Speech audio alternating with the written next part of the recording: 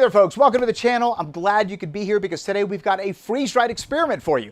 I wanted to see what would happen if you freeze-dried an item at below freezing temperatures. That's right, the highest temperature that our freeze dryer is going to get during the main freeze-drying cycle is 0 degrees Fahrenheit or negative 17 Celsius. And my biggest question is, what's going to happen to the water inside the item that we're trying to freeze-dry? Will it sublimate while it's still frozen? Let's find out. All right, here's what I got. We've got some fruit pops. Notice it says right there at the top, water-based, as opposed to, milk-based or something like that. Flavored with strawberry and pineapple. More than likely has a little strawberry pulp, as well as pineapple pulp, and then maybe even chunks of each fruit inside the popsicle. So we'll see how these freeze dry at below freezing temperatures. I didn't have very many in the pack. We only had 6, so we're going to keep it super simple. I'm just going to put 3 pineapple on one tray. And then, of course, the other 3, strawberry, are going to be on another tray. We're going to be using our Stay Fresh freeze dryer for this experiment. And be sure to check the description box below because right now Stay Fresh is offering $300 off their freeze dryer as a Black Friday sale. All right, so these are going to go into the freezer while we set up the Stay Fresh freeze dryer. Let's click the freeze drying option. We're going to be putting frozen food in there, so we're going to activate that button. And let's go to the settings. The initial setting we want to change is the shelf temperature. I want the shelf temperature to be below 20 degrees. So we're going to hit 20 minus, and that is now changed.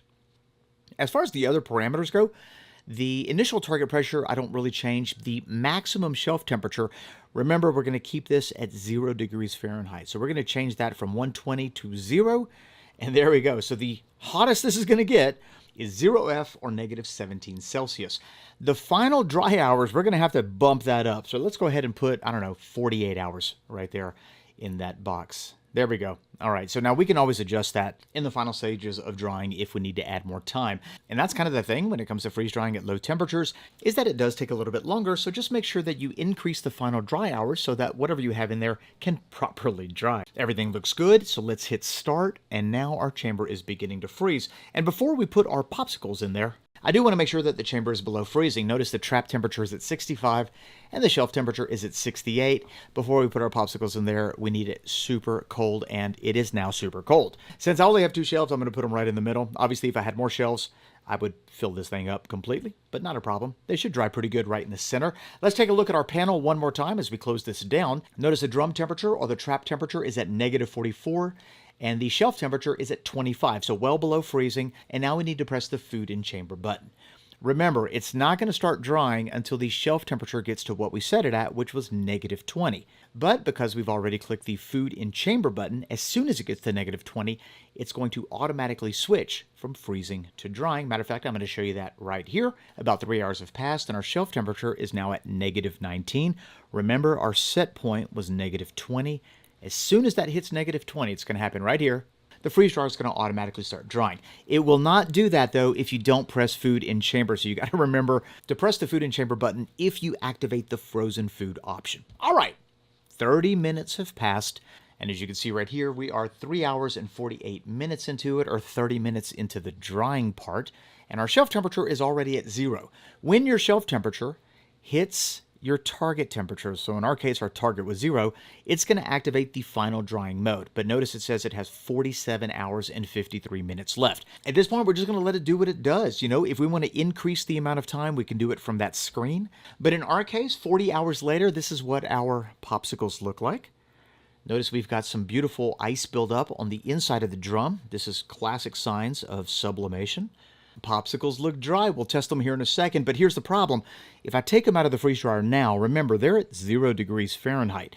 The room that I'm in is about 75, 80 degrees Fahrenheit. So the minute I take these out of the freeze dryer, condensation is going to build up on these popsicles, which is no bueno for freeze-dried popsicles. So here's what we're going to do. I'm going to increase the temperature of those popsicles so that they don't develop condensation. Notice my shelf temperature is still at 0.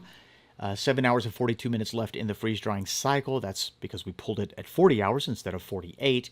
And here's how we're going to increase the temperature right at the very end. I'm going to press freeze-drying, which allows me to pause the freeze-drying cycle. In essence, that's going to turn off the vacuum pump.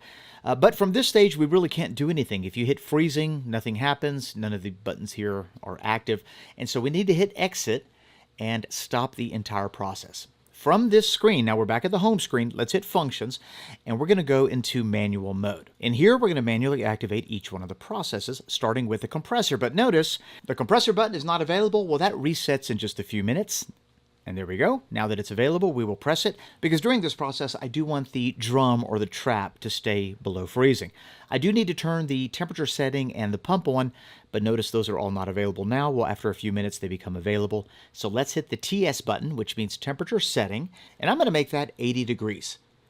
So just 80, then enter. And what we're doing here is we're, in essence, telling the machine we want the shelf temperature to be at a maximum of 80 degrees. And that's basically because that's the temperature of the room I'm in.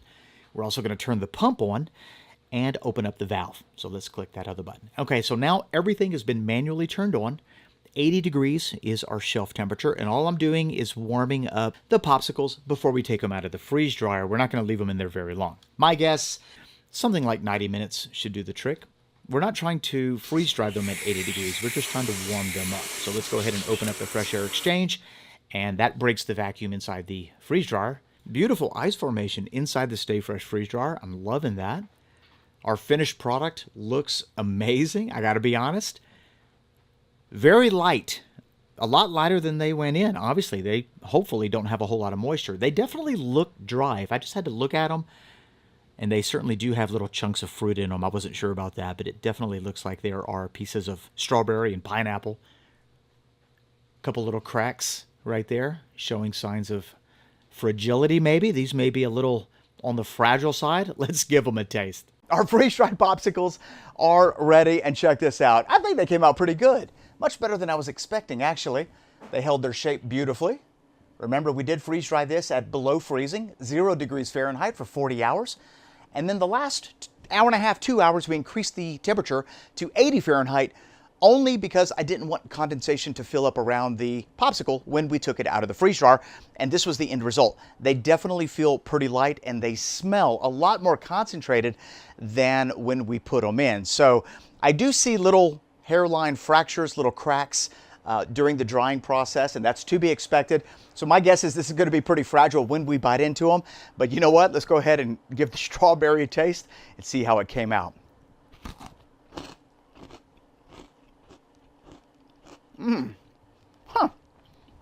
Wow, literally melts in your mouth as soon as you bite it. It has a similar consistency to freeze-dried ice cream, but not quite as dense. Let's try the pineapple. That actually held up a lot better than I thought it would. Here we go, pineapple down. Chunks of pineapple inside that's freeze-dried, super crunchy, nice and sweet.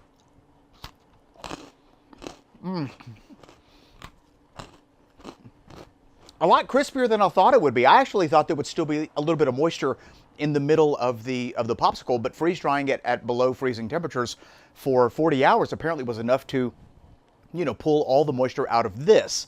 One more time. Oh, that's fun. What a neat experience. Definitely tastier than I thought it would be. All right, the point of this video was not to freeze-dry popsicles, although they came out pretty incredible.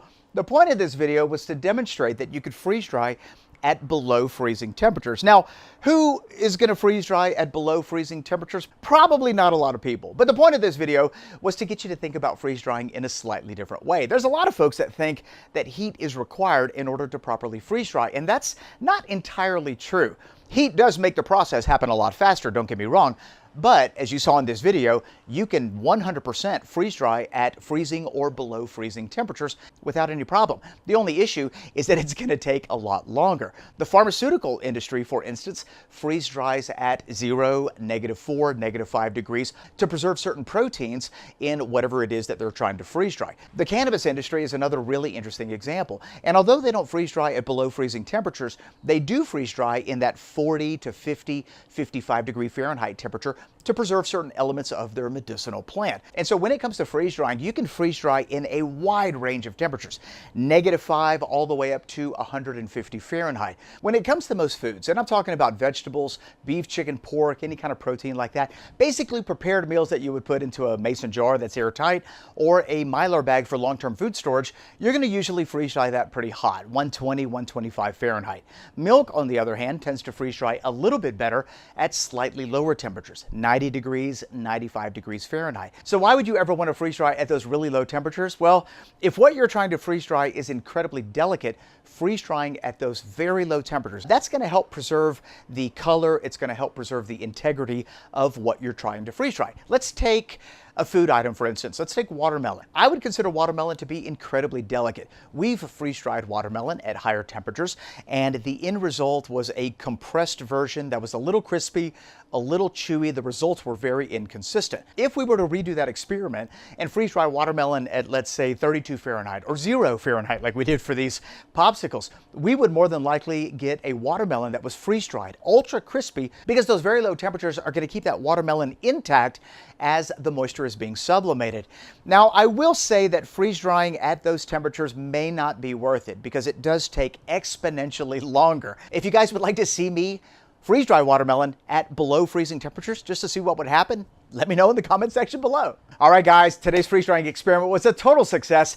We freeze dried our popsicles at below freezing temperatures and they turned out amazing. And honestly, maybe next time I do it, I'm gonna get my hands on some bomb pop, something with, sugar, artificial dyes, and not a lot of structural, fiber inside to keep its shape, and see what happens when we freeze dry it at those temperatures. It should be pretty interesting. Hopefully this video has got you thinking about freeze drying food and the temperatures that you freeze dry at slightly different. Maybe you didn't have success at one temperature. You can certainly give it a shot again at a much lower temperature and see what kind of success you have. Just remember, the lower the temperature when you freeze dry it, the longer that it's going to take.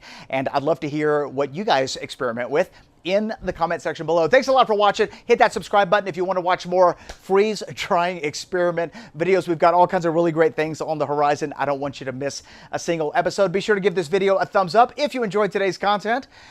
We'll see you in the next one. Bye-bye. I wish I had a popsicle.